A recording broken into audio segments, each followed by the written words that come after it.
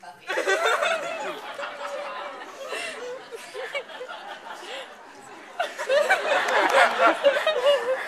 John Barrowman. Biggest freak in the galaxy. I don't care how many planets we discover and how many new species we come up with. John Barrowman is going to be the most interesting of them all. I really can't say enough about John. I love that guy. I blew a stunt in the first episode in the fight scene. I think the stunt guys got in it for like 2 shots because John and I both do fights, right? And I blew the stunt going through the glass, and I'm bleeding out through my costume on my thigh, right? And I duct taped my thigh together for the next day's shoot because I didn't want anyone to know that I blew the stunt. Because if you blow the stunt, they don't give you no other stunts, right? And the duct tape didn't work, and he's bleeding through the duct tape. John comes up and goes, "You blew the stunt, didn't you?" I'm like, "Yeah, bro, I totally did. I'm trying. I'm duck walking today, man." And he goes, "Go to your trailer. I'll get you help." I go to my trailer. A surgeon, his personal surgeon, comes, stitches me up, anesthetizes everything. Then the costume department comes in, gives me new jeans, throws the old ones away, and I get back on set, and the producer, unless he's listening to this talk back, still doesn't know. That's John Barrowman. He's an awesome leader, fabulous. I really can't say enough about what kind of leader he is and what kind of he's the lead, and so he calls the shots on that set a bit. And so it's a very well-run, happy set. And if things get if people start taking each other too seriously, he'll just drop his trousers. And then everyone goes, "Whoa!" Seriously, he's a mutant. But you cannot take yourself too seriously when someone drops their pants. It's like, okay, well, we're playing now. See, Buffy was called Buffy the Weekend Slayer because we shot 12 to 20 hours every day. So this is me on Buffy. It was an exercise in tired. Knowing that we were doing something fabulous, but being too tired to really enjoy it. I depressed a fan. Oh, no. Hi, James. Hello. Huge fan. I have a Buffy question. Yeah. As you noticed, the vampires seem to have overrun the mainstream media. Yeah. And Buffy seems to have reintroduced the vampire and kind of relaunched their career. I was wondering, how do you think your portrayal of Spike helped reintroduce vampires into the mainstream media?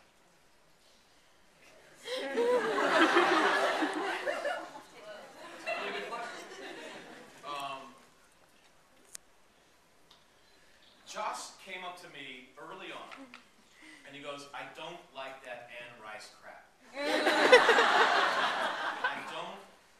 For me, vampires are supposed to be ugly. That's why I put the makeup on. And dead, really fast. You are a metaphor. You are a metaphor for all of the things that happen to a young person as they try to go between childhood and adulthood. And all of those messed up things in adolescence, you're the metaphor for it. So don't ever fool yourself, James. You're gonna die. And I have to say, I was a impediment to the theme the entire time that I was there, because Joss got talked into one pretty vampire by his writing team, and actually by his writing partner, David Greenwald. And David came up with the character of Angel. And at first Joss was like, "Get another show. This is not Anne Rice. Go work with Anne. I don't need these pretty vampires. I don't want the audience to love them at all." And he got talked into Angel, and Angel just took off, and now he's got another spin-off show. But the theme is being imperiled, right? And then I come on the set, and he didn't expect me to be pretty. He didn't know that the blonde hair was going to work so well. I was just supposed to be some dog toy for Drusilla. And then all you people wrote in, right? And he was just like, "You're going to die, God damn it." Did I answer your question? I fell into a well of self-pity there. Hi, James. I was just wondering if you could describe any of your favorite scenes from Buffy or Angel, like what it was like to be on set filming something that you enjoyed. Right on. Yeah, man. During the fight sequence where I finally kiss Buffy in that house that falls down. stunt guys, whenever you fought Sarah, they would sell, like if this is Sarah, they would sell a hit like a mile away, right? They'd sell it out here. And me, I was the one person that could get away with clocking her. She would feel the wind on my fist, right? Hot, baby. And so Sarah's trained, and she kind of went. And then for like 8 takes, she just tipped my nose. Just, hey, babe, you want to get close? That was hot. That was cool. On Torchwood, my girlfriend directed the kiss that I kissed with John Barry. We kissed, and then we turned to her. She's on a bar stool about 5 feet away. We're like, how was that take? She's like, oh, that was very good. That was a good take, but you guys need one more. And the director was just like, you know what? This is perfect. I'm not here for this shot. You didn't say a thing. Those are my best stories. Hi, James. Hey, that buddy. was my old roommate. She's the one who got me into Buffy. Good taste. Good taste. Anyway, I have a question. What was it like filming the musical episode in I was in my trailer, right, and doing what we all do in our trailer, which is sleep. And Josh comes, and he hands me a cassette, and he goes, "This is a new episode."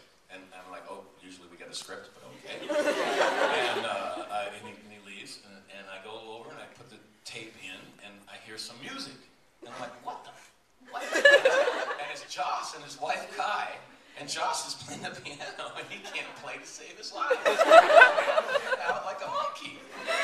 And he and his wife were two of the most beautiful people I've ever met in my life. I mean, really, if you go over to dinner at their house, you'll never forget it. But they can't sing at all. And I'm like, what? John, what? And I go out of my trailer, and everybody else got the same tape at the same time. They're all coming out of the trailer. They got the same look on their face. And so, and at that point, most of the cast, me and Tony Head were pretty comfortable because we were already singing in clubs. I've been singing in clubs since I was 14. So I was like, we'll try it, whatever.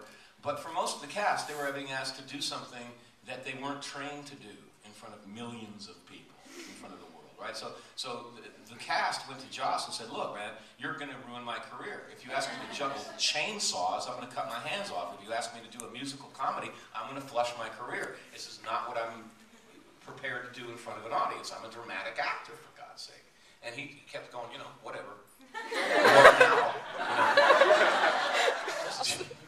And at some point, we all realized that he really was on the kick about this, that he was not going to let us off, and we really were going to film it. And so I watched the cast go from being really afraid and really not wanting to do something brave to really buttoning down, getting the vocal coaches in there, getting the dance instructors in there, doing the homework, and just going for it. And I've never been more proud of the cast than that. I just saw them start to fly. And especially Sarah, who had the most to lose and the most work to do, and there was just so much egg flying around on her face, potentially. And she really buttoned down and did the work and did her best job that she could possibly do, and I was very proud of her for